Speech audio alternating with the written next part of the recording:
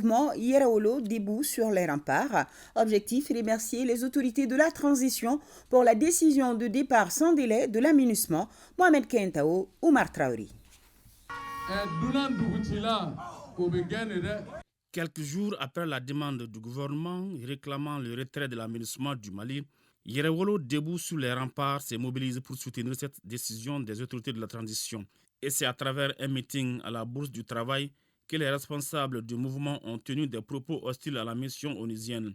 Selon eux, l'aménagement est incapable de ramener la paix après 10 années de présence sur le sol malien. Les plus hautes autorités ont assumé déjà leurs responsabilités et c'était une façon de témoigner le soutien populaire du peuple vis-à-vis de cette décision qui va rester dans les histoires de l'annale politique au Mali et aussi hors de nos frontières en Afrique de façon générale. Que le peuple malien reste déterminé derrière le leadership éclairé du président Assimi Goïta.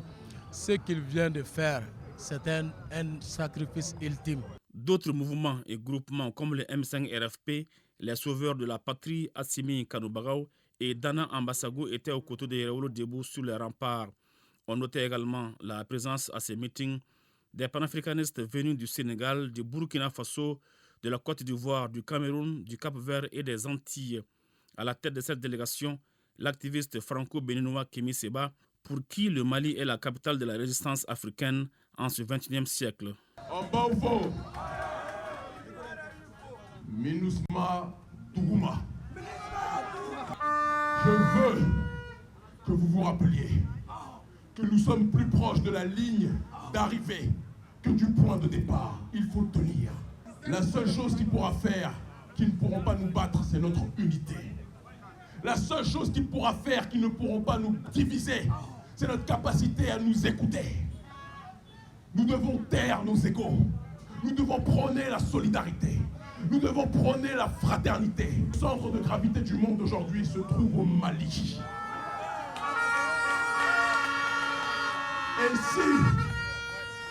Et si le Mali gagne cette guerre, c'est l'Afrique entière qui va se libérer. Au cours de ce meeting, les forces de changement dont se réclame Yerawolo debout sur les remparts ont dénoncé le rapport accablant de l'ONU sur le Mali. Elles ont également remis en cause certains points de l'accord pour la paix et la réconciliation nationale qui, selon elles, vise la partition du pays.